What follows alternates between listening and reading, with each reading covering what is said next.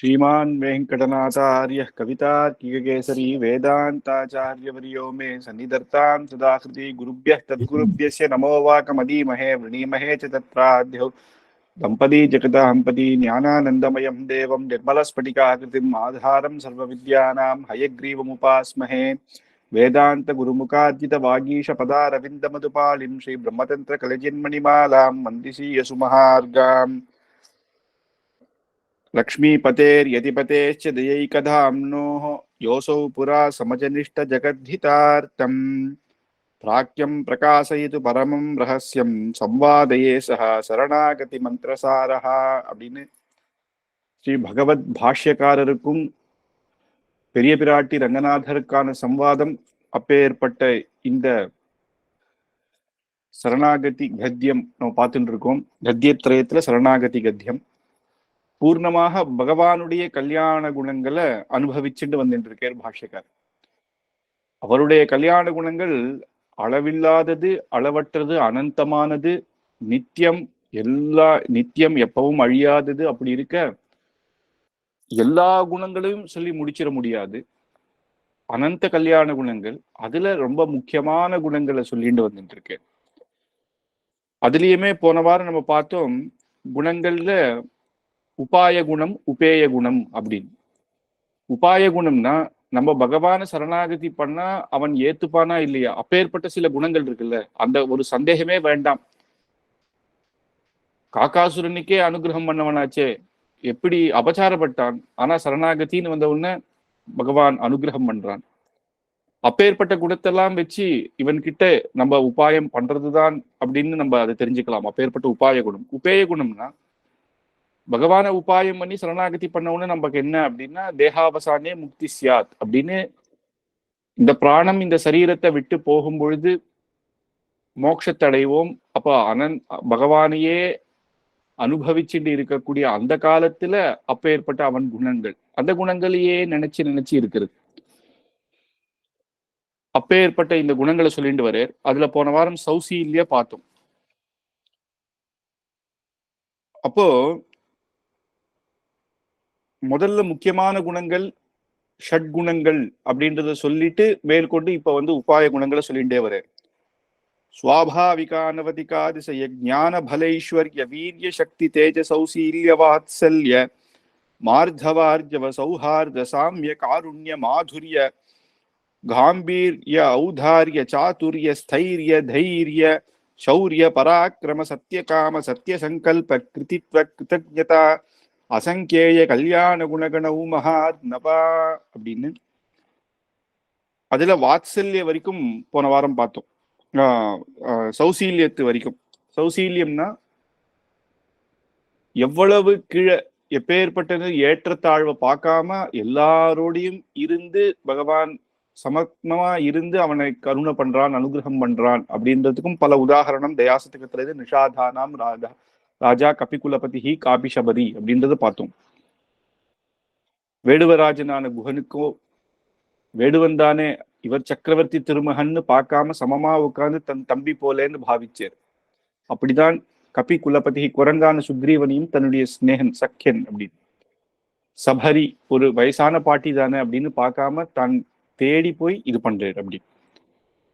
அந்த குணங்கள் அதெல்லாம் பகவான் கிட்ட நம்ம எப்பயுமே இப்பேற்பட்டவன் கிட்டதான் நம்ம சரணாகதி பண்ணக்கூடும் அப்படின்றதுனால அவன் நம்மளையும் சேர்த்துப்பானா அப்படின்றதுக்கான எண்ணமே வேண்டாம். பக்தி இருந்தா பகவான் எல்லாருக்கும் அனுகிரகம் பண்ணுவான். சரணாகதி பண்ணா யாரா இருந்தாலும் ஏற்றுப்பான். வாத்சல்ய அப்படின்னு, வாத்சல்யம் அப்படின்னாலே சரணாகத வத்சலன் அப்படின்னு. நம்ம கிட்ட தோஷமே இருந்தா கூட அந்த தோஷம், அந்த தப்புன்னு தெரிஞ்சு சரணாகதி பண்ணா அந்த தோஷத்தை தெரியாத விட்டுடுவான், மன்னிச்சு விட்டு அவனை அந்த சரணாகதியை ஏற்றுக்கொள்வான் அப்படின்னு. எப்படி ஒரு அம்மா தன் குழந்தை தப்பு பண்ணா கூட ஏதோ தெரியாம பண்ணிட்டான், இல்ல மற்றவாளோட சேர்ந்ததுனால அப்படி ஆயிட்டான் அப்படின்னு சொல்லுவாளே தவிர நேர தப்பு சொல்ல மாட்டா. என்னதான் தப்பு பண்ணியிருந்தாலும் அவனை திருத்தி சொல்லி நல்லது சொல்லி இப்படி பண்ணாதரா அப்படின்னு சொல்லி தான் ஏத்துப்பா. அப்பேற்பட்டது அந்த தான் தாயாருடைய ஹிருதயம் குழந்தைகள் கிட்ட எப்படியோ அப்படிதான் சாட்சாத் பகவானுக்கு நம்ம கிட்ட அப்படின்னு. ஒரு மாடு தன்னுடைய கண்ணுக்குட்டிய நக்கி நக்கி கொடுக்கும். அது மாடு கண்ணுக்குட்டி பிறந்த விடன்னு பார்த்தா அது நிறைய அந்த ரத்தத்தோட அது அது பிறக்கும். அது ரத்தங்கள் இருக்கும். அது ஒரு மாதிரி இருக்கும். ஆனா கூட அது அது அதுக்கு எப்படி அந்த மாடுக்கு என்ன எப்படி அது நம்மள மாதிரி ஒரு இதுவானா எடுத்து துடைக்கிறதுக்கு அதுக்கு தெரியாது. அது என்ன பண்ணும்னா நக்கி நக்கி கொடுக்கும். மாடுக்கு அந்த ரத்தம்ன்ற அந்த வாசனையே பிடிக்காது. ஆனா கூட அந்த ரத்தம் மேல இருந்தா கூட அந்த குழந்தை ஐயோ ரத்தம் இருக்கேன்னு பார்க்காத அதை நக்கி கொடுத்து அதை எப்படி சுத்தம் பண்றதோ அப்படிதான் பகவான் நம்ம கிட்ட அனுகிரகம் பண்றான். அதுலயும் பார்த்தோம் என்னென்ன தோஷத்தை இருந்தா கூட காப்பாத்துறது அப்படின்றது தான் இன்னும் பெரிய குணம். ஏன்னா நமக்கெல்லாம் நம்ம சொல்லிக்கவே முடியாது. நேத்தி பார்த்ததுன்னு குஹன் கூட பகவான் அனுகிரகம் பண்ணேர். அப்புறம் சுக்ரீவன் அப்படின்னு சொன்னா அவளெல்லாம் விடுங்க. அவளெல்லாம் எப்பேற்பட்ட பக்தி. ஜட்டாயுக்கு வந்து ரட்சிச்சேர் அப்படின்னா, ஜட்டாயுக்கு மோட்சத்தை கொடுத்தேன்னா ஜட்டாயு தன் பிராணனையே விட்டார். ராவணனோட போய் யுத்தம் பண்ண முடியுமா? சீத்தை தானே எடுத்துன்னு போறேன்னு விட்டுடலாம்ல. ஆனா கூட நம்ம பிராணம் போனா கூட பரவாயில்ல, நான் வந்து சீதாதேவியை காப்பாத்துவேன்னு ஒரு ஜட்டாயு நினைக்கிறது. ராவணன் எப்பேற்பட்டவன், ராவணாசுரனை பத்தி தெரிஞ்சும் தன் பிராணமே போகும்னு தெரிஞ்சும் நம்ம ஏதாவது ஒண்ணு பண்ணணும் அப்படின்னு நினைக்கிறது இல்லையா? அப்பேற்பட்டதுக்கு மோட்சத்தை கொடுத்தது ஒன்றும் பெரிய விஷயம் இல்லையே. விபீஷணன்னா தன்னுடைய சொந்த அண்ணாவை எல்லாம் விட்டுட்டு அதர்மம்னு தெரிஞ்சு அந்த பக்கம் நான் இருக்க மாட்டேன், தர்மத்து பக்கம் தான் இருப்பேன்னு தனக்குன்னே அவன் யுவராஜா தானே. நிறைய ராஜாக்குன்னா ராஜாவோட தம்பின்னா சும்மாவா? ஆனாலும் அந்த சொத்து எல்லாத்தையும் விட்டு தன் மனைவி மக்கள் எல்லாரையும் விட்டு யார் என்னோட வராளோ வாங்க அப்படின்னு கூட்டிட்டு போய் ராமனுடைய திருவடியில வந்து சேர்றார் அப்படின்னா அத்தனையுமே விட்டவர். அங்க வந்து கூட இவர் வந்து ஏதோ ராமர் நம்மளை காப்பாத்தி நமக்கு ராஜ்யத்தை வாங்கி கொடுப்பேர் அப்படின்ற எண்ணங்கள்லாம் கிடையாது. அதர்மத்து பக்கத்துல நான் இருக்க மாட்டேன், அது சொந்த அண்ணாவே இருந்தாலும் தப்பு, சரி சொன்னேர், சொல்லி பார்த்தேர், வந்தேர். அப்பேற்பட்ட விபீஷணனை ரட்சிச்சது வந்து சரணாகதியை ஏத்துண்டு பிற்காலத்துல ராவண வதம் பண்ணி அவரை ராஜாவாக்கிறேன்றது அது பெருமை இல்லையே. ஆனா காக்காசுரன் மகா பாவி, சீதாதேவி கிட்ட அபச்சாரப்படுறான். ராமர் சீதாதேவி அந்த இதுல இருக்கும்போது மார்புல குத்தி ரத்தம் வர வச்சுட்டான் தாயாருக்கு. அப்பேற்பட்டவன் பெருமாள் கண்ணை திறந்து பார்த்தா யார் இதை பண்ணான்னு உடனே கோபத்துல அவர் அந்த புள்ளையே பிரம்மாஸ்திரமாக இது பண்ணி போடுறாரு. அவனால எங்கேயும் போறான், அங்க ரட்சிப்பான்னு இந்திரன், அவன் இந்திரனுடைய குமாரன், இந்திரன் கிட்ட போறான், என்னை விட்டு நீ போயிடுவா, இல்லைன்னா அந்த பிரம்மாஸ்திரம் எங்களையும் சேர்த்து வதம் பண்ணிடும் அப்படின்னு பயப்படுறான். பிரம்மருத்ராதிகளே பயப்படுறான்.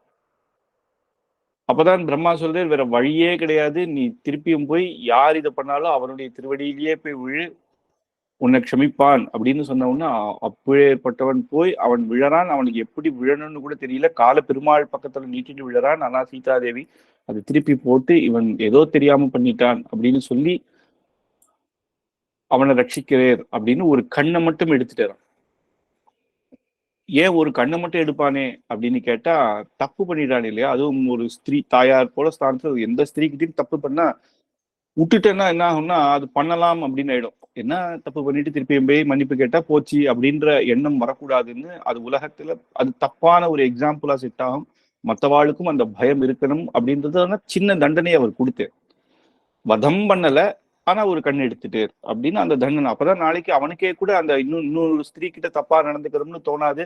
அந்த கண்ணு ஞாபகம் வரும், மற்றவாளுக்கும் காக்காசுரனுக்கான கதிதான் நமக்கு அப்படின்ற இது வரும். அதனால அந்த தண்டனையோட விட்டு அவனை ரட்சிச்சார். அதனால அப்பேற்பட்ட நம்பலாம் அப்படின்னு அதெல்லாம் ஆச்சரியமாக சுவாமி தேசிகன் சொல்லும் பொழுது பிரகலாத கோகுல கஜேந்திர பரீட்சிதாத்தியாக அப்படின்னு தேவநாயக்க பஞ்சாசத்துல எடுக்கிறேன். பிரகலாதனை ரட்சிச்சேன்னா அவன் எப்பேற்பட்ட பக்தன். கோகுலத்துல இருக்கிறவாளை நீ வந்து குன்றமேந்தி குளிர்மழை காத்தவன் அப்படின்னு கோவர்தனகிரி எடுத்து ரட்சிச்சேன்னா அவ நீ சொல்லிதானே அவ கேட்டா, இந்திரனுக்கு பூஜை பண்ணாதீங்கோ எல்லாம் கோவர்தனகிரி நீ சொன்ன, ஆனா கண்ணன் சொன்னா பண்ணுவேன் அப்படின்னு வந்து நின்றா இல்லையா அவளை ரட்சிச்சா, அதெல்லாம் ஒரு பெரிய விஷயமா?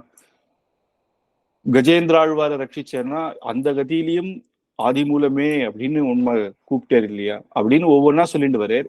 இவாளை ரட்சிச்சு இத்தனை குணங்களையும் ஒரு தட்டுலவை சர்வம் ததேக்கம் அப்புறம் சகல பாவம் பண்ண என்ன ரட்சிக்கிற இல்லையா அதை ஒரு தட்டுலவே இப்ப பாரு எது வசதி அப்படின்னு நீயே முடிவு பண்ணிக்கோ அப்படின்றது. அப்ப உன்னுடைய குணம் என்னன்னா அவளை ரட்சிச்சது என்ன, அவள்லாம் எப்பேற்பட்ட பக்தர், அவளை ரட்சிச்சன்றது ஒன்றும் பெருமை இல்லை.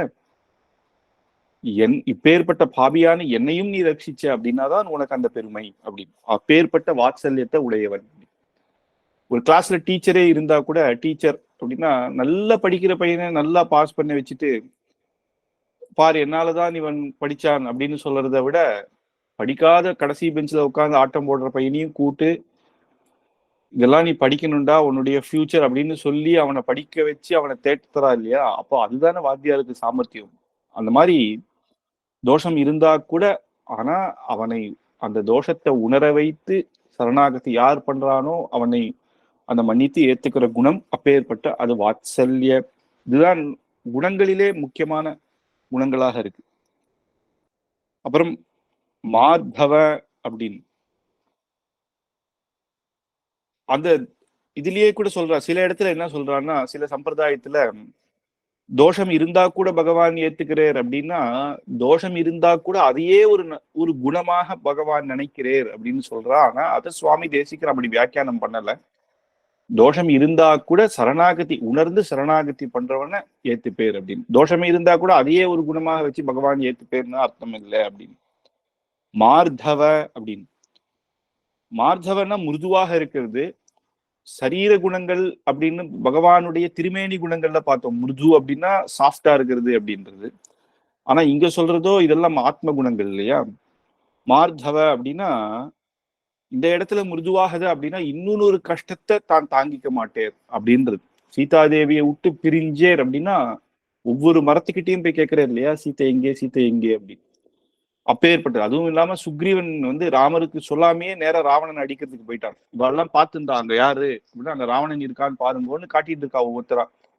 விபீஷன் காட்டுறா, இவர் தான் எங்க அண்ணா ராவணன் அங்க உட்கார்ந்துட்டு இருக்கான் பாருங்கன்னு உடனே சுக்ரீவன் பார்த்த வேகத்துல அங்க போய் ராவணனோட சண்டை போட ஆரம்பிச்சான். எங்கடா சுக்ரீவன் திரும்பி பார்த்தா இங்க இல்ல, அங்க போயிட்டான். அவ 2 பேரும் அங்க பார்த்தா அடி தடி. அதுவும் அசுரன் இவன் வானரன் கேட்க வேண்டாமா, அவளுக்கெல்லாம் இப்படிதான் யுத்தம் பண்ணணும்னு கிரமம் எல்லாம் கிடையாது. தலைய பிடிச்சிட்டு குட்டிண்டு அவ மேல சுத்திண்டு அவ சண்டை போடுறத பார்த்து ராமர் இங்கேருந்து நம்ம சொல்லல அதுக்குள்ளேயும் போயிட்டானேன்னு அவர் ஓடி திருப்பி வந்துட்டார். அவனை ஒரு அடி அடிச்சுட்டு வந்துட்டார். அப்ப சுக்ரீவன் கிட்ட சொல்ற, இந்த மாதிரி பண்ணாத நீ அப்படின்னு. ஏன்னா அப்படி போய் அவன்கிட்ட நீ அடிபட்டா என்ன இருக்கு? நம்ம யுத்தம்னு போனா அது கரெக்டா இந்த யுத்தத்துல நிறைய விதம் இருக்கு. கோணத்துல யார் யார் எங்கெங்க நிக்கணும், எப்படி எப்படி யுத்தம் பண்ணணும் அப்படின்னு முதல்லயே பேசிப்பா. சக்கர வியூகம் அந்தந்த வியூகம் இருக்கு. அப்பதான் சாமர்த்தியமா போய் அடிக்கணும்னா, தெரியாம நீ போய் அப்புறம் அடி வாங்கிறன்னா ஒருத்தருடைய ஒரு வானரன் போயிட்டா கூட எனக்கு கஷ்டம்தான் அப்படிங்கிற. அப்ப ஏற்பட்ட மிருதுவான நீ இப்படிலாம் பண்ணாது. நீ பண்ண ஆரம்பிச்சுட்ட நீ ராஜா, அப்ப மத்த எல்லாரும் அப்படி பண்ண ஆரம்பிச்சிருவான்.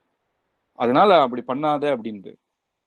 நீ யுத்தம் பண்ணாட்டி கூட பரவாயில்ல, என் பின்னாடி இருந்து இருந்தா போறோம், அதுவே எனக்கு பெரிய பலம். அப்படி இதுவா இருக்கு. பரதனை பிரிஞ்சு இருக்க முடியல. ராவண வதத்துக்கு அப்புறம் தேவர்கள் எல்லாம் அற்புதமான பூஷணங்கள் எல்லாம் கொடுத்து வஸ்திராதிகள் எல்லாம் கொடுக்குறா. ஆனா அவர் வஸ்திரத்தை சாத்திக்கல.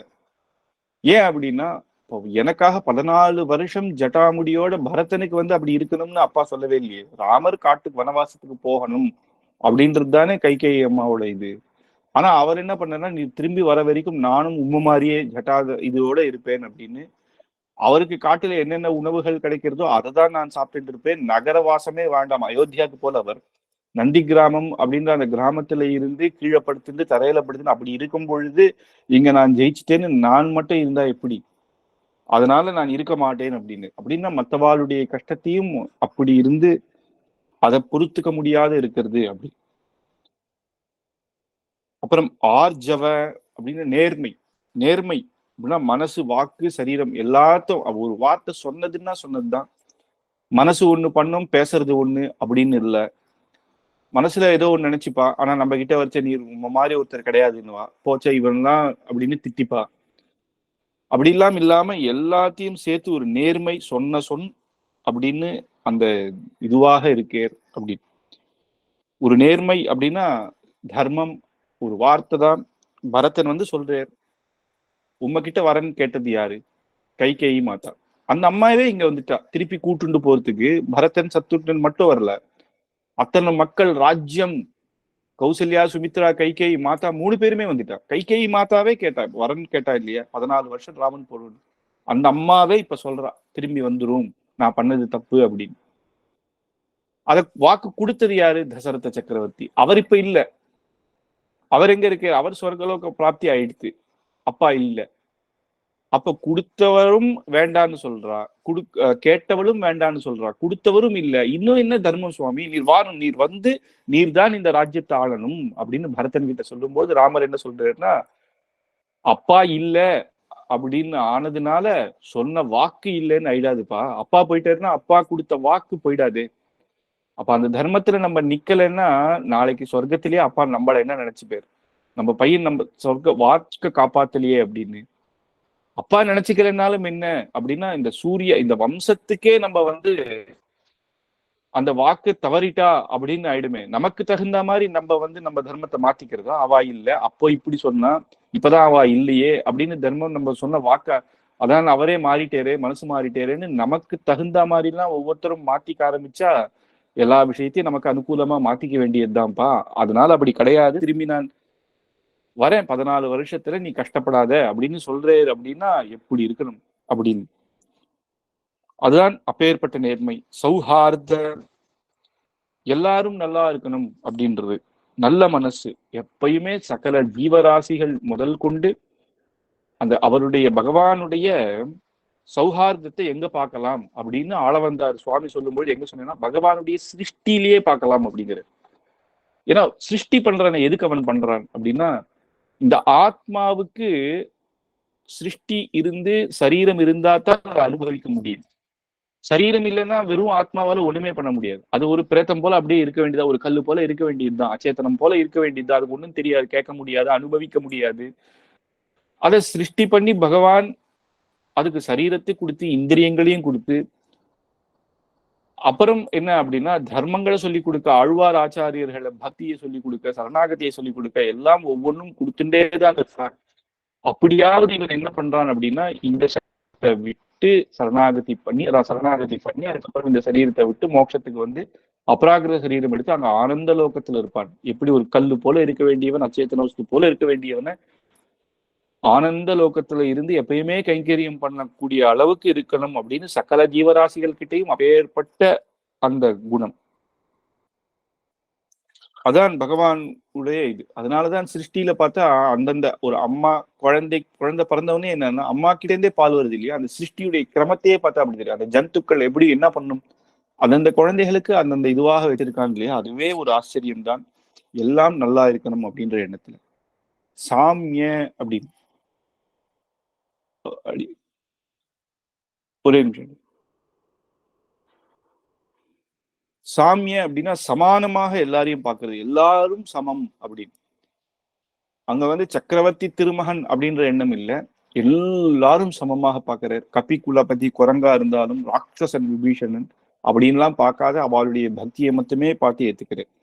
வாமன அவதாரத்துல சொல்லும் பொழுது தயாசதகத்துல சரண பங்கஜே நாம் கிதம் அப்படி மூணு அடி நான் அளந்துக்கிறேன் அப்படின்னு மகாபலி சொல்றான். இப்போ நம்ம ஒரு ராஜா கிட்ட போய் கேட்கிறோம், சரிப்பா உனக்கு ஒரு நீ என்ன கணக்கு கேட்கறியோ அந்த பூமியை நான் தரேன் அப்படின்னா நம்ம என்ன பண்ணுவோம், அந்த பூமியெல்லாம் நம்ம நாளைக்கு வீடு கட்டிக்கலாம்னா நல்ல சிட்டி பக்கத்துல இருக்கான்னு பார்க்கணும், இல்ல நல்ல மனுஷா இருக்காலாம் பார்க்கணும், நல்ல டெவலப்டு ஏரியாவா இருக்கா பார்க்கணும், அப்படிலாம் பார்த்து தானே நம்ம கேட்போம். ஆனா பகவான் அந்த 3 அடி அளக்கும் போது சகல லோகத்தையும் சமமாக அளக்கிறான் அப்படிங்கிறார் சுவாமி தேசிகன். என்ன சமம் அப்படின்னா, இங்கேதான் என் பக்தர்கள் இருக்கா, இங்க வந்து ஒரே நாஸ்திகர்களா இருக்கா, என்னையே திட்டவா இருக்கா அப்படின்லாம் பார்க்காம சமமாக அவன் அளந்தான். அது எப்படி இருக்குன்னா, அவனுடைய திருவடி எல்லா சகல லோகத்திலையும் பிரம்மலோக இங்கிருந்து பூமியிலிருந்து 17 16 லோகத்திலையும் சமமாக அளந்ததுனால அவனுடைய திருவடி எல்லாருடைய சிரசிலையும் படுறது. அப்படின்னா என்னன்னா, சட்டாரி கோவில்ல சட்டாரி வாங்குற மாதிரி எல்லாமே. அதனாலதான் நம்மாழ்வார் சொல்லும் பொழுது, நம்மாழ்வார் எந்த ஒரு திவ்ய தேசத்துக்குமே போல, அவர் ஆழ்வார் திருநகரியில அவர் அந்த மரத்து கீழே உட்கார்ந்தவர் தான். அந்தந்த இடத்துல பெருமாள் வந்துதான் சேவை சாதிச்சா அவருக்கு, அவர் அங்கங்க மங்களாசாசனம் பண்ணார். அந்தந்த திவ்ய தேச பெருமாள் அவருக்கு ஆழ்வார் திருநகிரியில தான் சேவை சாதிச்சார். ஒரு இடத்துக்கு அவர் போலாம், அந்த இடத்துல இருந்து அவர் நகர்ல. ஆனா அவர் என்ன சொல்றாருன்னா, மண்ணை இருந்து துழாவி வாமனன் மண் இது வேணும், ஆழ்வார் திருநகிரியில சொல்றாரு இந்த மண் எடுத்து தன்னுடைய திருமுடியில வச்சுக்கணும். ஏன்னா வாமனன் அப்படின்னு அளந்த மண் அப்படிங்கிறது. கண்ணனுடைய பிருந்தாவனத்துல போய் அக்ரூரர் வந்து தன்னுடைய அப்படியே புரண்டு கண்ணன் விளையாடின இடமாச்சேன்னு அந்த மண்ணெல்லாம் எடுத்து தன்னுடைய திருமுடியில வச்சிருந்தார். அது பார்த்தா நமக்கே புரியும். இங்க அயோத்தியால போனாலும் மதுரால போனாலும் ராமகிருஷ்ணர்கள் இருந்தாங்க. ஆனா இவர் ஆழ்வார் திருநகரியில் அதை சொல்றாரு அப்படின்னா, எல்லா பூமியும் எல்லாத்துக்குமே சமமாக ஒரு காலத்துல வாமனன் அளந்துட்டானேப்பா, அப்ப அவர் திருவடிப்பட்ட இடம் தானே, அதனால பூமியில இருக்கிற எல்லாமே பகவானுடைய திருவடிப்பட்ட இடம் தான், அதனால இந்த மண்ணை இழந்து துழாவி அப்படிங்கிறது. யானை இருக்கு இல்லையா, அந்த யானை அதுக்குதான் ஒரு ஆச்சரியமான ஒரு பக்தர் ஒருத்தர் சொல்றாரு. இந்த யானை வந்து என்ன பண்ணணும்னா, நம்ம சொல்றோம் குளிச்சா நல்லா குளிப்பாட்டினாலும் மண் எடுத்து தன்னுடைய தலையில போட்டுக்கும் அப்படின்னு நம்ம சொல்லி கிண்டல் பண்றோம். ஆனா அவர் அது சொல்றாரு, அது யாரு யானைன்றது யாருன்னா கஜேந்திர ஆழ்வார் உடைய வம்சத்துல வந்ததாச்சே, அதுக்கு நல்லா தெரியும். ஆழ்வாருடைய பாசுரம் அதுக்கு புரிஞ்சிருக்கு. அதனால எங்க இருந்தாலும் மண் அது வாமனுடைய மண் அப்படின்னு அது எடுத்து தன்னுடைய தலையில போட்டுக்கிறது அப்படின்றத அந்த ஆழ்வாருடைய அனுபவமாக சாதிக்கிறார் வியாக்கியானத்துல. அப்பேற்பட்ட அந்த விஷயம், அந்த சாமியம் அப்படின்றது எல்லாருக்கும் சமமாக அளந்து கொடுக்கிற ஒரு அப்பேற்பட்ட பகவான் அப்படின்னு. அப்புறம் நமக்கு நிறைய சந்தேகம் வரலாம். அப்ப ஏன் ஒருத்தன் பணக்காரனா இருக்கான், ஒருத்தனுக்கு ஏன் இப்படி இருக்கா அப்படின்னா, அது நம்மளுடைய கர்மா தான். நம்ம பண்ற புண்ணிய பாவத்தினால அப்படின்னு இந்த ஜென்மத்துல மட்டும் இல்ல, பழைய ஜென்மாவிலையும் பண்ணதெல்லாம் சேர்ந்து நமக்கு இது பாருது. அதுக்கு எல்லாமே தயாசதகத்துல ஆச்சரியமான விவரணம் கொடுத்திருக்கார். பகவான் கொடுக்கிற தண்டனை எதுக்குன்னா, அதுவே அம்மா அடிக்கிற மாதிரி தான். திட்டுவா அடிக்கிறான்னா எதுக்கு, நல்லா படிக்கணும்ன்ற ஒரு காரணத்துக்காகத்தானே. இந்த இந்த உனக்கு கொடுக்க, நீ பண்ண பாவத்துக்கு கொடுக்க வேண்டிய தண்டனைன்றது ரொம்ப பெருசு. ஆனாலும் அவர் கொடுக்கிற தண்டனைன்றது நம்ம திருந்தறதுக்காக சின்ன சின்ன தண்டனைகள் தான் அப்படின்றதெல்லாம் எடுத்து நமக்கு சொல்றாரு. அப்பேற்பட்ட சாமியம் உள்ளவன். காருண்ய, காருண்யன்னா தயை. இன்னொருத்தர் துக்கம் படும்போது அதை போக்கணும்னு நினைக்கிறது தான். சில பேர் என்ன சொல்றா, இன்னொரு துக்கத்தையே தன் துக்கமாக பாவிக்கிறது அப்படிங்கிறா. பகவான் அப்படி தன்னுடைய துக்கமாக பாவிக்கிறதுன்னு இல்லை, இன்னொரு துக்கத்தை போக்கடிக்கிறது. அவனுக்கு ஒரு துக்கம் அப்படின்னா எங்கேயோ இருந்து திரௌபதி வந்து கோவிந்தா அப்படின்னு அங்கிருந்து அவன் அப்பயே அனுகிரகம் பண்றான். புடவை அவனால் இது பண்ண முடியல, கீழே ஊந்துட்டான் துஷாசனன். ஆனா கூட என்னன்னா அது போராதான். அன்னைக்கு திரௌபதி கூட்டப்ப நான் நேர போலையே அப்படின்ற ஒரு இது. அதனால என்ன பண்ணேன் அப்படின்னா, அத்தனை பெரிய யுத்தம், மகாபாரத யுத்தத்துக்கு முன்னாடி தானே ஒரு தூதுவனாக போறார். தூதுவனாகனா அவ்வளவு சீக்கிரமா யாரும் போக மாட்டான். அதுவும் பெரிய பதவியில இருக்கவா தூது போகவே மாட்டான். ஆனா அவர் போறார். பாண்டவாளுக்கு எப்பேற்பட்ட பரபிரம்மே தூது போறது அப்படின்னு ஆழ்வார் எல்லாமே கேட்கிறார். எப்பேற்பட்டவன் பா நீ போய் தூது போறதா? தூது யாருமே நல்ல சாமர்த்தியமாக பேசுறவா இருப்பாளே தவிர பெரிய போஸ்ட்ல இருக்கவாளை அனுப்பவே மாட்டான். ஆனா போனான். அது மட்டும் இல்ல, யுத்தத்துல இருந்தான். அந்த 18 நாள் யுத்தத்துல அத்தனை பேரையும் இது பண்ணி தர்மத்தை சம்ஸ்தாபனம் பண்ணான். அதுக்கப்புறம் கூட இல்ல பஞ்ச பாண்டவால வதம் பண்ண வந்துட்டான். அதுக்கப்புறம் உத்தர கர்ப்பத்துல இருக்கிற குழந்தைய அவன் காப்பாத்துறான். கடைசியில கண்ணன் கிட்ட கேட்கிறான், ஏன்பா உனக்கு என்ன அப்படி என்ன பாண்டவர்கள் மேல உனக்கு பாசம், அர்ஜுனன் மேல உனக்கு என்ன இவ்வளவு பாசம், ஏன்னா வேற பக்தர்களே அர்ஜுனனோட பெரிய பக்தர்களே இல்லையா, நீ இவ்வளவு பண்ற அந்த குடும்பத்துக்காக தூது போற இவ்வளவு பண்றியே அப்படின்றதுக்கு அவன் ஒரே வார்த்தை தான் சொன்னான், அர்ஜுனன் நண்பன் அப்படின்லாம் கிடையாது, திரௌபதி அன்னைக்கு என்கிட்ட சரணாகதி பண்ணாலே அதுக்காக அந்த அவளுக்கு நடந்த அவமானத்துக்கு தான் இத்தனையும் நான் பண்ணேன். அப்பேற்பட்ட அந்த கருணை, தன்னுடைய கஷ்டத்தை யாருடைய கஷ்டத்தையும் போக்கடிப்பவன் அப்படின்னு. இதுதான் தயாசதகம் அப்படின்னு சுவாமி தேசிகன் பண்றார். அதுவும் அவர் சொல்றார், எத்தனை குணங்கள் இருந்தும் தயைன்ற ஒரு குணம் இல்லைன்னா அது தோஷத்துல போய் முடியும். இப்ப நம்ம பாக்குறோம் இல்லையா, வீரிய மகாவீரன் அப்படின்னு. அந்த மகாவீரனுக்கு தயை இல்லைன்னா என்ன ஆகுதுன்னா எல்லாரையும் போட்டு அடிக்க ஆரம்பிச்சிருவான். அதர்மம் பண்றவாழதான் அடிக்கணும். அப்பதான் அந்த அந்த அந்த ஒரு தைரியத்துக்கும் வீரியத்துக்கும் ஒரு இது இருக்கு. அப்ப அது தயா கருணை. நல்ல பணக்காரன் அப்படின்னா என்ன பிரயோஜனம்? தயைன்னு ஒரு குணம் இருந்தா தானே 4 பேருக்கு அதை கொடுத்து அவ கஷ்டப்படுறவாளையும் இது பண்ணுவான். அப்படினால எப்பேற்பட்ட குணங்கள் இருந்தாலும் தயைன்ற ஒரு குணம் இல்லாட்டி அந்த குணங்கள் தோஷமாக முடியுது. இவனை போல யுத்தம் பண்ண முடியாது அப்படின்னா, அவனுக்கு தயையே இல்லைன்னா அவன் என்ன பண்ணுவான்னா நல்லவாளை கூட அடிச்சு ஜெயிக்க ஆரம்பிச்சிருவான். அப்ப அது தோஷத்துல போய் முடியுது. அதனால காருண்ய, அப்புறம் போக்கிய குணங்களை சொல்றார். அப்படின்னா பகவான் சரணாகதி பண்ணியாச்சின்னு வச்சிருந்தா கூட பகவான அனுபவிக்கிறது, சரணாகதி பண்ணி மோட்சத்துக்கு போயின்னு இல்லை, இங்க கூட இப்ப ஏற்பட்ட இந்த திவ்ய தேசத்துல எல்லாம் பகவான அனுபவிக்கிற குணங்கள் அப்படின்னு இருக்கு இல்லையா, மாதுரிய, நினைக்க நினைக்க இனிப்பவன் அப்படின்னு எத்தனை வாட்டி பகவானை சேவிச்சா கூட திருமலையில போய் கஷ்டத்துல 5 மணி நேரத்துல கியூல நின்றா கூட நமக்கு திருப்பி இன்னொரு வாட்டி போய் பகவானை சேவிக்கணும்னு ஆசை. உற்சவரை சேவிக்கணும்னு ஆசை. கருட சேவை தானே, அதே கிரீட்டத்துல அதே சங்க சக்கரத்துல அலங்காரம் மாறுறதா, வருஷா வருஷம் தேப்பெருமாள் கருட சேவை அதே வாகனம் தானே, திருப்பி திருப்பி நமக்கு சேவிக்கணும்னு ஆசை இருக்கேன்னா எத்தனை வாட்டி சேவிச்சாலும் அதை மறக்க முடியாத அப்பேற்பட்ட அனுபவம் இன்னும் சேவிச்சுட்டே இருக்கணும்னு ஆறாவமுதே ஆறாத அமுதம் அப்படின்னு. ஏன்னா நல்ல ஸ்வீட்டு பாயசம்னா கூட நம்மளால ஓரளவுக்கு தான் சாப்பிட முடியும், திகட்டிடும். அதுக்கு மேல ரொம்ப சாப்பிட்டோன்னா உடம்பு வந்துடும், சுகர் வந்துடும். ஆனா இதுவோ இப்பேற்பட்ட பகவான் ஆறாவமுதம், நம்ம உடம்புக்கும் ஒண்ணும் பண்ணாது, இந்த மாதிரி சுகரும் வராது. ஆனா அனுபவிக்க அனுபவிக்க பகவான் அனுபவிச்சுட்டே இருக்கலாம் அப்படி. அப்பேற்பட்ட மாதுரியம், காம்பீரியம் பூர்ணமாக புரிஞ்சிக்க முடியாது. அவனுடைய கம்பீரம் அப்படின்றது ஒரு மலையையோ ஒரு சமுத்திரத்தையோ பார்த்தா கம்பீரம் அப்படின்னு சொல்லுவா, காம்பீரியத்தை சொல்லுவா. ஏன்னா சமுத்திரத்து எவ்வளவு ஆழமா இருக்கும்ன்றது நம்மளால நினைச்சு கூட பார்க்க முடியாது. இது வரைக்கும் நம்ம போனவா, இந்த சயின்டிஸ்ட் வாழா உள்ள போனவா கூட எவ்வளவு கொஞ்ச தூரம் தான் போயிருப்பா, அதுக்கும் போக போக அது வந்துட்டே தான் இருக்கும். அதனால அவனை பூர்ணமாக அவனுடைய குணங்களையோ எல்லாம் என்னன்னா ஆழ்வார் ஆச்சாரியர்கள் மூலமாக நம்ம தெரிஞ்சின்றது தான். அவளே என்ன சொல்றா அப்படின்னு தயாசதகத்துல என்ன சொல்றது, 100 ஸ்லோகம் பண்ணிட்டேன் தயாசதகத்துல. இப்பேற்பட்ட ஸ்லோகம் பண்ணிருக்கவே வேற யாரால பண்ண முடியுமான்னு தெரியும். ஆனா அந்த 100 ஸ்லோகத்துக்கு அப்புறம் என்ன சொன்னார், பிராச்சேத சகா, அவளே ராமாயணத்துல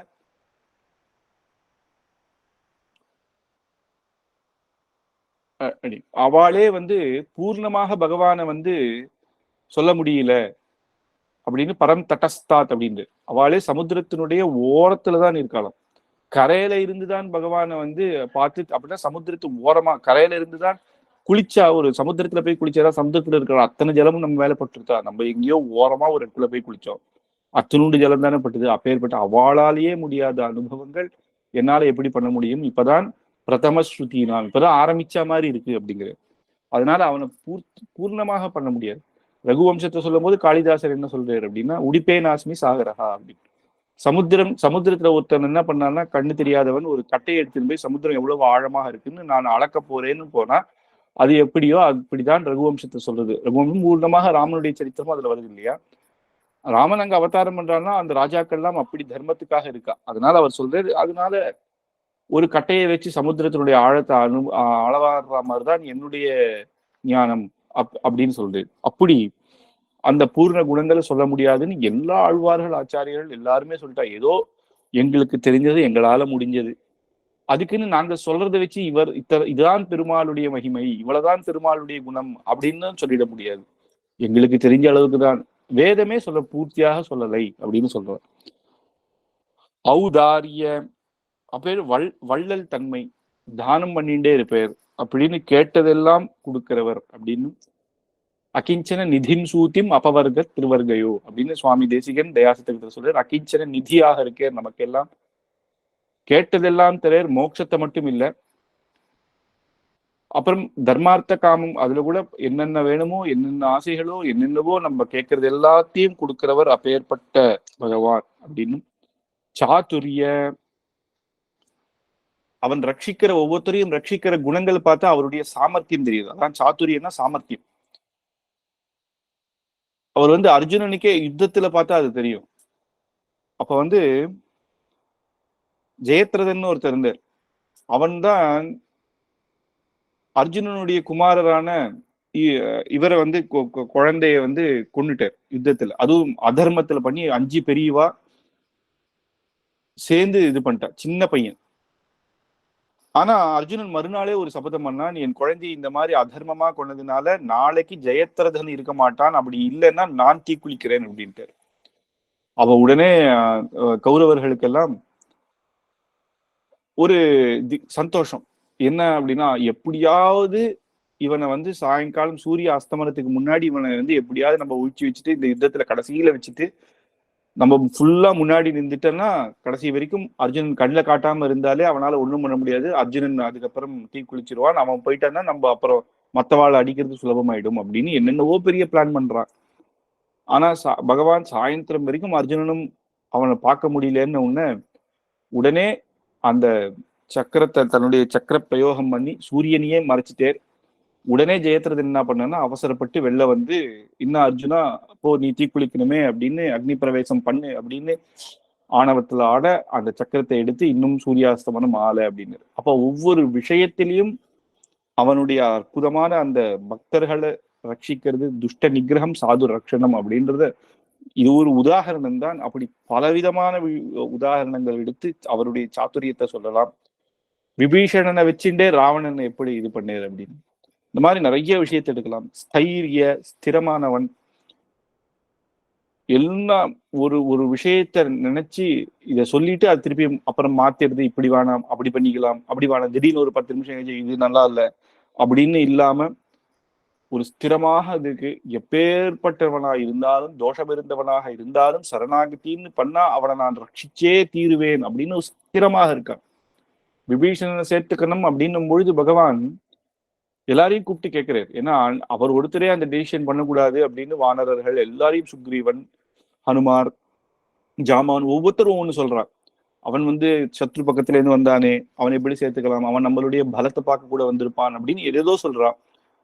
ஆனா கூட பகவான் நான் சேர்த்துட்டுதான் தீருவேன் அப்படின்னு சொல்லல. அவ எல்லாருக்கும் பல உதாரணங்கள் சொல்லி அவனை ஏன் சேர்த்துக்கிறேன் அப்படின்னு. ஏன்னா அப்ப அப்படி சொன்ன நீ என்னப்பா என்கிட்ட கேட்கறது, நான் சேர்த்துப்பேன் அப்படின்னு சொன்னா அப்ப கூட இருக்கிறவாளை வந்து அவமானப்படுத்துற மாதிரி இருக்கும். அது இல்லாம அத்தனை பேருக்கும் அந்த சரணாகதியினுடைய பெருமையை சொல்லி விபீஷணனை தன் பக்கத்துல சேர்த்துக்கிறேன் அப்படின்ற. அதனால எப்பேற்பட்டவனாக இருந்தாலும் தோஷங்கள் பண்ணியிருந்தாலும் சரணாகத்தின்னு ஒண்ணு பண்ணிட்டா அவனை வந்து ரட்சிப்பேன் அப்படின்றது இதுல ஒரு ஸ்திரமாக இருக்கு. இந்த மாதிரி பல இதுல ஸ்திரமாக இருக்கு அப்படின்னு ஸ்தைரிய தைரிய மகாதீர தௌரேயா அப்படின்னு சொல்றோம் இல்லையா, அப்பேற்பட்ட தைரியம்.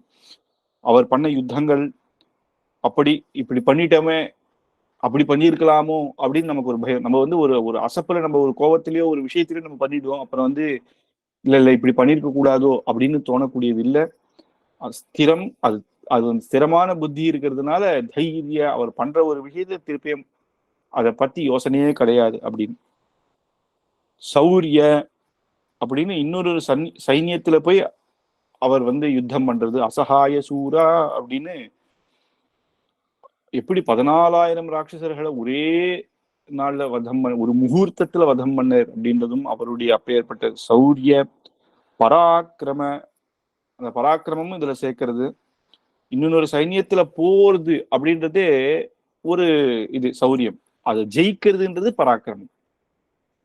அப்படின்னா அபிமன்யு, இப்ப அர்ஜுனனுடைய பையன் பார்த்தோம் இல்லையா, சக்கரவியூகத்துக்குள்ள போக தெரிஞ்சவன், ஆனா அவனுக்கு வெளில வர தெரியல, அதனால ஏமாத்திட்டார் சின்ன பையன். இவர் எப்படின்னா அந்த சக்கரவியூகத்துக்குள்ள ஒவ்வொருத்தனையும் அடிச்சுட்டு உள்ள போறத வந்து சௌரியம் அப்படின்னு சொல்றோம். அது உள்ள போய் ஜெயிச்சு வெளில வருதுன்றது பராக்கிரமம் அப்படின்னு. ரெண்டு திறமையும் இருக்கணும். சத்திய காம, நல்ல யுத்தம் பண்ணினா கூட அந்த சரியான பிளான்ல போலன்னா அடிபட்டுரும். சத்திய காம உபய விபூதியும் சத்தியமாக வச்சுட்டு இருக்கான் நித்தியமாக எப்பொழுதும். சத்திய சங்கல்ப, தன்னுடைய சங்கல்ப மாத்திரத்திலேயே சத்திய சங்கல்பம், எப்ப ஒரு சங்கல்பம் பண்ணியே எல்லாத்தையும் சிருஷ்டி ஸ்திதி லயம் எல்லாமே பகவானுடைய சங்கல்பத்தினாலேயே நடக்கிறது நம்ம பார்த்தோம். பகவான் சங்கல்பிச்சுட்டோம்னா அதுபடியே இருப்பான். அவன் வந்து ஒவ்வொரு நம்ம பண்ற மாதிரி ஒரு மனுஷன் கஷ்டப்பட்டு பண்றது விஷயத்த அவன் சங்கல்பம் பண்ணாலே போறோம், மனசால இப்படி நினைச்சா அந்த சிருஷ்டி ஆயிடும். அவன் ஏதோ ஒரு வஸ்துகள்லாம் எடுத்து நிக்க வச்சு செங்கல்லாம் கட்ட வேண்டிய அவசியம் கிடையாது. அப்படி சத்திய சங்கல்ப கிருதித்வ, தான் உபகாரம் பண்ணணும் அப்படின்ற எண்ணத்திலே எப்பயுமே இருப்பான். ராவண வதத்துக்கு அப்புறம் என்ன பண்ணணும், சீதா பிராட்டியை கூட்டிட்டு வான்னு தானே சொல்லணும். விபீஷணனுக்கு முதல்ல விபீஷணனை கூட்டின்னு வந்து அவனுக்கு அந்த இடத்துல ராஜ்யத்துல பட்டாபிஷேகம் பண்ணிட்டு அப்புறம் தான் சீதாதேவியே பார்க்க வர்றாரு அப்படின்னு. அந்த மாதிரி தனக்குன்னு ஒன்னா கூட தன் கூட இருந்தவனுக்கு முதல்ல பண்ணணும் அப்படின்றது கிருதித்வ, உபகாரம் பண்ணணும், மற்றவாளுக்கு உபகாரத்தை அப்படி பார்த்துக்கிறேன். கிருத்தஜதா, அந்த உபகாரம் பண்ணத்தை வந்து எப்பயுமே சொல்லி காட்டிகிட்டே இருக்கணும். எனக்கு பாரு எவ்வளவு பண்ணாம பார்த்தியா, ஒரு அணில், அந்த அணிலை எடுத்து ஆஹா, அந்த அணில் பண்ண சேவை பகவானுக்கு என்ன ஒரு உபயோகம். பெரிய பெரிய வானரர்கள்லாம் மலையா கொண்டு வந்து போடுறான். ஒரு ஒரு மலையும் ஒரு ஒரு கல்லு மாதிரி இருக்கா, பெரிய பெரிய மலைகள்லாம் எடுத்து வந்து போடுறான். இந்த ஒரு அணில்னால என்ன பண்ணிட முடியும்? அது பாக்குறது இவாள்லாம் சக்தி இருக்கிற அளவுக்கு எனக்கு சக்தி இல்லை, ஆனா ஏதோ என்னால முடிஞ்ச கைங்கரியத்தை பண்றேன் அப்படின்னு அந்த ரெண்டு கல்லுக்குள்ள மண்ணுகள்லாம் கொண்டு வந்து போடுறது. அதனால என்ன, பகவான் ஒரு கல்லை வச்சு ஒருத்தன் தாண்ட மாட்டானா? ஆஹா, இது எனக்கு எவ்வளவு உதவி பண்றது அப்படின்னு அவன் பாக்குறான் இல்லையா? அதனால அவன் பகவானுக்கு பண்ணக்கூடிய நம்ம என்ன பண்ணிட முடியும் உதவி? ஆனா அவன் அப்படி நினைக்கல. இவ்வளவு பண்றானே அப்படின்னு நினைக்கிறதான். சுக்ரீவன் வந்து சொல்ற, ஹனுமார் கடைசியில கேட்கிறார், உனக்கு என்னால என்னப்பா பண்ண முடியும் அப்படின்ற. நீ எதுவுமே பண்ண வேணாம் அப்படின்னா கூட அவருக்கு மனசுல ஏதாவது நான் உனக்கு பண்ணிதான் ஆகணும் அப்படிங்கிறது. உம்முடைய திருவடியிலேயே நான் எப்பயுமே இருக்கணும் அப்படின்னு. சீதாதேவியை ரட்சிச்சு நீதான முதல்ல போய் பார்த்துட்டு வந்த அப்படின்னு அந்த அவருக்கு அது ஒரு உபகாரமா அவரே பண்ணியிருக்கலாமே அப்படின்னா கூட அப்படி கிடையாது. ஆனா ஒவ்வொரு சின்ன விஷயத்தையும் அவன் அதை மறக்காத அவளுக்கு என்ன நான் பண்ண போறேன்னு நினைக்கிற ஒரு குணம், அதுதான் கிருத்தஜதா. அப்புறம் ஆண்ட்ரிஷம் அப்படின்றது குரூயல்டி அப்படின்னு நம்ம சொல்றோம் இல்லையா, அதுக்கு எதுவுமே கிடையாதவன் பகவான் அப்படின்னு. அதர்மம் பண்றவாளுக்கு தானே தவிர தர்மம் பண்றவா கிட்ட அவன் எப்படியுமே அந்த மாதிரி நடந்துக்க மாட்டான் அப்படின்னு இப்பேற்பட்ட ஆச்சரியமான குணங்களை சொல்லிட்டு வருது. இதுக்கப்புறம் என்னன்னா திவ்ய பூஷணம் அப்படின்னு, பூஷணங்கள் பகவானுக்கு அலங்காரம் பண்ண கிரீட்டம், முகுட்டம், ஹாரம் இதெல்லாம் சொல்லிட்டு வர போறார். அது என்ன பெருமை அப்படின்னா, பகவானுக்கு ஏற்றதாக இருக்கும். அதெல்லாம் அப்ராக்கிருதம் அப்படிங்கிறது. வைகுண்டத்துல பகவான் சாத்திக்கிற ஒவ்வொரு ஆபரணங்களும் அப்ராக்கிருதம், அது பகவானுக்காகவே கைங்கரியம் பண்ணக்கூடியது அப்படின்னு. அப்பேற்பட்ட அந்த அதனால பகவானுக்கு அழகா அப்படின்னா அதனால அழகு இல்லை. ஆனா அழகா இருக்கிறவாளும் இன்னும் அதிக நகைகள் சேர்ந்தா இன்னும் அழகாக தெரியவா அப்படின்றதும் இல்லாம, அந்த அலங்காரம், அந்த கிரீட்டம், அந்த நகைகளுக்கு பகவானுடைய திருமேனி இருக்கிறதுனால அதுக்கு ஒரு பெருமை அப்படின்றதையும் மேற்கொண்டு எடுத்து சொல்ல போறேன். இதை நம்ம அடுத்த வாரத்துல இருந்து பார்க்கலாம். கவிதார்க்கிக சிம்ஹாய கல்யாண குணசாலினே ஸ்ரீமதே வெங்கடேஷாய வேதாந்த குரவே நமஹ.